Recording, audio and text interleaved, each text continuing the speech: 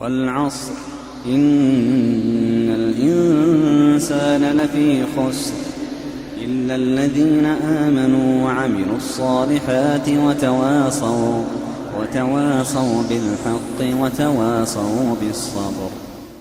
Хадис от Ибн Умара, рады Аллаху та'аля анхума, который сказал посланник Аллаха, саллаллаху алейхи вассалям: «Ман та'азама фи нафсихи, ва ахталя фи мишьятихи, лаки Аллах, ва ху алейхи гадбан». Человек, который возвеличивается в своей душе, и который имеет хвастливую походку, тот встретит Аллаха таким, что Аллах будет на него разгневан. Этот хадис, который привел Хаким, и говорит Ибн Хаджар, что передатчики этого хадиса они являются надежными. Шейх Аль-Альбани в книге Аль-Адаб Аль-Муфрад сказал, что этот хадис он является достоверным. То есть, когда он разбирал хадис Аль-Адаб Аль-Муфрад, указал на то, что этот хадис он является хадисом достоверным. И так сказано: «Ман та'азама фи нафси», тот, кто возвеличивается в своей душе. Эта часть хадиса указывает на высокомерие, которое есть у человека в сердце, в душе у человека. «Вахталя фи мишьяти», и который хвастлив в своей походке. Это указывает на высокомерие, которое проявляется в действиях. Понятно? Первая часть хадиса указывает на что? На высокомерие внутри у человека. Вторая указывает на высокомерие внешнее, проявляющееся. «Вахталя фи мишьяти», и то, и другое это высокомерие. То есть одно внутреннее, другое внешнее, в деяниях. Что будет с таким человеком? Какова его участь? Говорит пророк, алейхиссалату вассалям, он встретит Аллах субхану ва тааля, «Ва хуа алейхи гадбан». При этом Аллах будет на него разгневан. То есть в судный день, посмотрите, при встрече с Аллахом субхану ва тааля, этот человек, который внутри считал себя выше других, считал себя великим, значимым, и внешне он проявлял гордыню, хвастовство, высокомерие, встретит Аллах субхану ва тааля, не просто Аллах разгневан на него, а гадбан. Аллах будет сильно разгневан на него, потому что это слово гадбан указывает на сильную выраженность гнева. Кто хочет встретить Аллаха субхану ва тааля разгневанным? Да упасет Всевышний Аллах нас от этого. Это угроза от Всевышнего Аллаха. Какие выводы из этого хадиса? Ну, во-первых, хадис указывает нам на то, что считать себя внутри великим, возвеличиваться изнутри – это грех, это харам, это из великих грехов. Почему? Потому что есть за это вот такое вот наказание, угроза от Аллаха субхану ва тааля. Чем выше считает себя человек внутри, чем ты себя считаешь значимым внутри, тем ты ниже у Аллаха субхану ва тааля. Ты должен запомнить это правило. Чем ты внутри величественнее, тем ты слабее у Аллаха субхану ва тааля и у творения Аллаха. Люди также. Если ты к людям относишься свысока, не уважаешь людей изнутри, презираешь их, знаешь, что и люди к тебе также относятся. Ты получаешь такое же воздаяние от них. Смотрите, это справедливость Всевышнего. Аль-джаза мин джинсиль амаль. То есть воздаяние, оно бывает подобным деянию. Ты возвеличиваешься изнутри, считаешь других презренными, ты сам становишься презренным у Аллаха, становишься презренным у творений Аллаха. Чем человек внутри скромнее, смирение, тем наоборот выше его почет у Аллаха субхану ва тааля и у людей. Это правило, проверенное правило. «Ман тавада лилляхи рафа», кто проявляет скромность ради Аллаха, того Аллах возвеличивает, поднимает его. Пророк алейхиссалату вассалям говорит: «Аль-кибру батаруль хак ва гамтун нас». Высокомерие – это неприятие человеком истины и презрительное отношение к людям. Два вида высокомерия, два его проявления. Не принимает истину, презирает людей. Поэтому ты внутри должен быть смиренным и скромным. Унижай себя внутри. Означает ли это, что ты должен унижать себя внешне? Нет. Ты должен внутри унижать себя. Хорошо? Быть скромным. Но это не значит, что ты должен делать какие-то поступки, которые являются презренными поступками.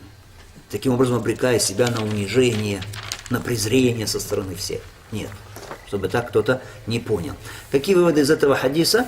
Мы сказали, ну, во-первых, это что?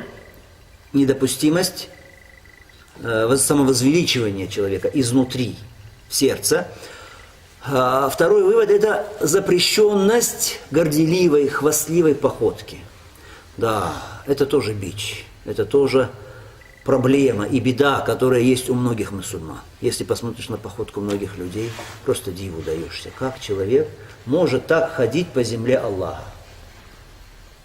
Ходит, переминается с ноги на ногу, в развалочку, смотрит так на правое плечо, на левое плечо, на людей свысока, презрительно. Многие люди, особенно молодые, у которых есть физическая сила, они так иногда ходят по земле, хорошо, с ноги на ногу переминаясь в развалочку. Так, как будто бы они вот-вот способны пробурить землю или достать гор своей головой. Аллах Субхану Тааля говорит: «Уля тамши фил арди мараха». Не ходи по земле горделиво. «Иннака лан тахрика ал-арда ва лан таблуга аль-джибаля тула». Ты не пробуришь землю и не достанешь горы своей высотой. Ты всего лишь слабый человек, слабое создание. Хорошо? Малейшей причины достаточно, чтобы ты умер. Или стал инвалидом. Был уничтожен. Чего ты кичишься? Поэтому надо следить за своей походкой. Как ты ходишь. Это не значит, некоторые люди неправильно понимают это. Некоторые люди начинают опускать плечи, голову низко. Хорошо, и так ходят вот так. Это тоже неправильно. Пророк ﷺ так не ходил. Ходи, расправив плечи, обычно. Хорошо? Ты раб Аллаха, ты смиренно ходи по земле Аллаха, радуясь и довольствуясь тем, что дает тебе Аллах, будучи благодарным Ему. Пророк ﷺ ходил так, как будто бы он шел с косогора, сверху вниз. То есть это была такая легкая походка. Ты ходи так, легко, расправив плечи, но не ходи высокомерно. Ислам во всем середина, посмотрите. Некоторые люди неправильно понимают, действительно так. Хорошо? Итак, избегай высокомерной походки, потому что Аллах Субхану Тааля ля юхиббу кулля мухталин фахур. Аллах не любит всякого хвастливого и горделивого. Другой вывод из этого хадиса: хадис подтверждает наличие встречи с Аллахом Субхану Тааля. Мы непременно встретимся с нашим Господом. «Я юхал инсан, иннака кадихун иля раббика кадха фамулаки». О человек, ты трудишься ради твоего Господа, и ты непременно встретишь Его. Эта встреча непременно произойдет. Это реальнее всех реалий. Поэтому приготовься к этой встрече не с кем-то. Когда тебе говорят, что тебе надлежит встретиться с каким-то высокопоставленным человеком скоро, с каким-то крупным начальником, который согласился тебя принять по какому-то вопросу, ты и ночь не спишь, ты готовишься, и как ты предстанешь, и как ты оденешься, и что ты скажешь, и трепет в душе, и идешь, у тебя ноги как ватные дрожат. Или идешь на экзамен, когда ты... Некоторые сознание теряют просто перед экзаменом в вузах. Хорошо. Как они сейчас перед профессором сядут, будут отвечать. Ты сейчас не перед профессором предстанешь, хорошо, ты предстанешь перед Господом миров, Господом всех людей. Поэтому нужно готовиться к этой встрече.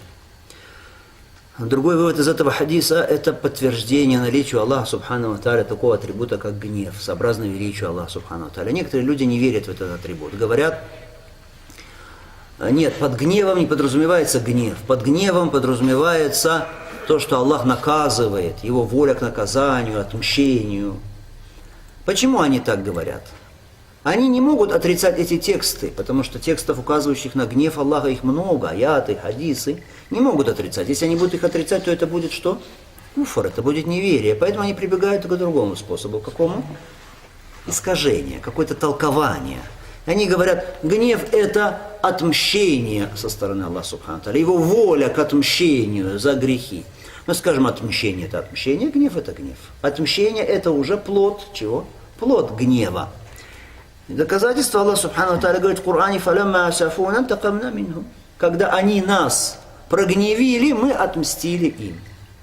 То есть гнев одно, что? Отмщение другое. Отмщение, ярхамукаллах, это что?